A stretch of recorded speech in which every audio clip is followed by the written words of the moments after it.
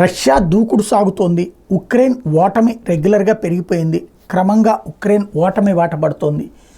ఈ దశలో నిజమా కాదా అంటే అమెరికా కూడా అంగీకరిస్తోంది. Russian advancement, Ukraine failure, Ukraine ఓటమి అన్నటువంటి.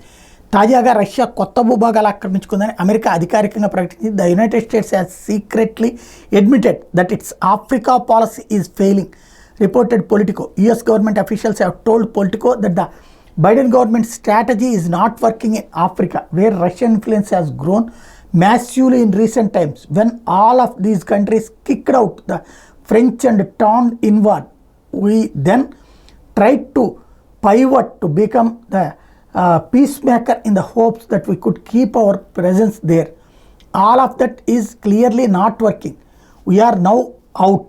Russia is now in, said a former officer in the CIA. ఇది ఒక్క ఉక్రెయిన్లోనే అమెరికాకి సంబంధించినటువంటి ఆధిపత్యం పోయి రష్యా ఎదుగుదల అన్నటువంటిది ఒకటైతే, ఇప్పుడు ఆఫ్రికా దేశాలలో కూడా అమెరికా పాత్ర పోయింది. రష్యా అక్కడ ఆధిపత్యం సాధించింది.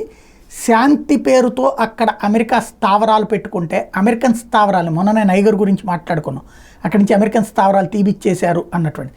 అట్లాగే ఫ్రాన్స్ వాళ్ళ స్థావరాలను ఇంకొక దేశంలో తీపించేశారు.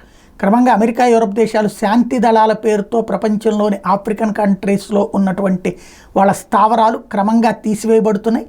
ఆయా ప్రాంతాలన్నింటిలో కూడా రష్యా ఆధిపత్యం ప్రారంభమైంది. అంటే మళ్ళీ USAకు పోటీగా USSR రెడీ అవుతోంది.